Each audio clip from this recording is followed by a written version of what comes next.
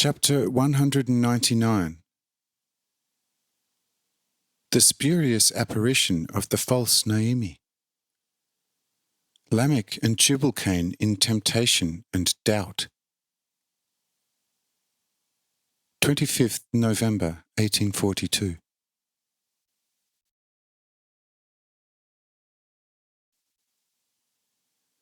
Here it need hardly be mentioned in detail what great bliss Kisahel's last words brought to the two. For this can be easily recognized from the foregoing. So we will at once turn to another manifestation. This manifestation will here not look much different from Pontius Pilate in the so-called Apostles' Creed. However, this is immaterial, for it, too, has its place in the order of things.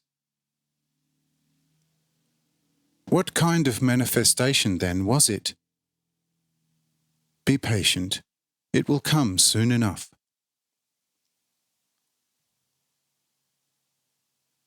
You remember that earlier on, Kisahel had predicted to Tubal-Cain many a temptation and test, and a purifying and consolidating fire. Look, this is what here becomes manifest at first. You know only too well what kind of person Lamech was previously, and whose faithful servant and bailiff. While the enemy of life is aware that his supposedly sure victim is not threatened by any real danger, he does not care much about the conversions. However, as soon as he sees and begins to realize that his victim is greatly endangered, he begins to mightily stir and fight for his presumed property. And this was exactly the case here, just as it is the case nowadays with people who have once let themselves be ensnared in something by him, the great enemy of life. Such people are often very virtuous. They usually have only one weak spot. Not realizing that this weakness is actually so strong as to subdue at the slightest touch all the good qualities and easily vanquish and sweep them along with it. Whoever thinks this exaggerated, let him just touch such a paragon of virtue at such a weak spot, and he will only too soon find and irrefutably realize how strong such a weak spot is. I will even give an example, so as to elucidate this important matter. Let us consider a man who has conquered himself in every imaginable point, but he has still one weak spot, and because of its insignificance, he does not heed it at all. For it consists only in that he likes to go visiting and is very pleased if somebody visits him. This matter seems to be as innocent as can be.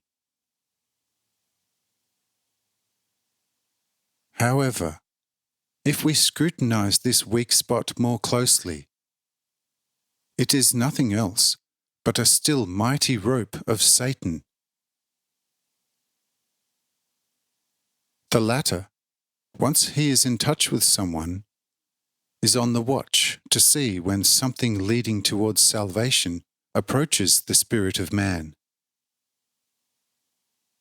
If this is the case, he pulls the rope, the weak point becomes strong, and our paragon of virtue, despite his many other virtues, goes to where the weak point pulls him. In this way, always missing the good opportunity where he might have received my closer attendance towards his salvation. And such a weak spot often remains with the man to the grave,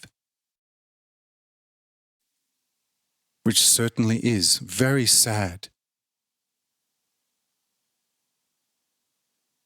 Thus also our Lamech had a great many such weak spots left, which on his conversion he did not find worth heeding. Since his love for me suddenly became mighty, in the fire of this love also the evil ropes suffered, in that they were burnt asunder, and the enemy of life no longer had a hold by which to hold and pull his supposedly safe victim. What could now be done? Nothing but apply cunning and, failing that, force.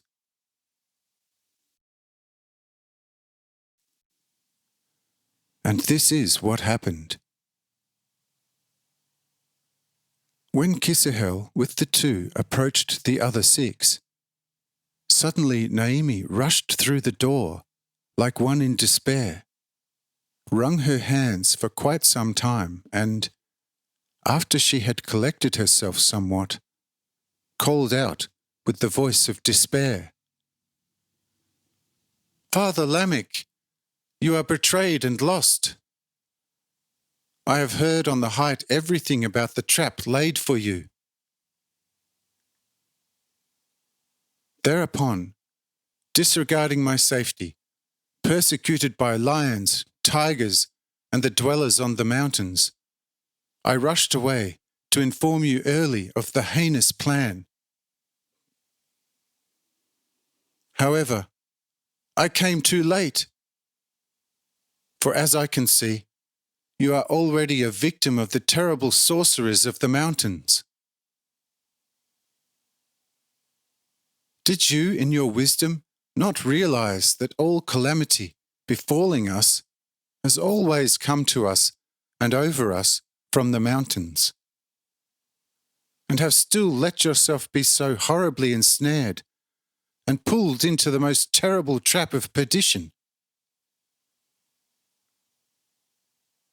Here she turned around and, seeing Tubal-Cain, screamed loudly, "Tubal-Cain, my brother, my spouse! You, too, a victim of the most heinous betrayal. Yes, you too. Now everything is lost. Kill me, so that I need not be witness along with you to your most horrible destruction."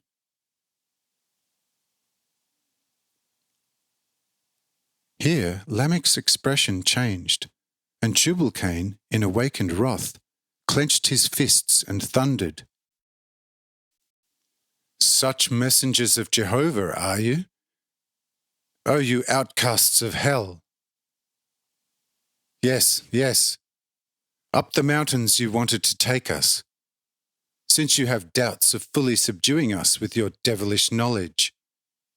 No, not ever. Thank you, my dear wife, for this information. Tubal-Cain will know how to oppose such villainy." But Lamech said to Tubal-Cain, "My son, before we act, we shall also listen to the other party. So set your mind at rest, for who knows whether this may not be a temptation. And so I ask you, messengers, to tell me, how does this matter stand? Reveal to me this riddle, or I resign and become what I was, namely, also in the fire a most relentless king, which would prevent your most heinous victory over me and all my strong people. So speak up, or my curse upon every fibre of your being. Amen."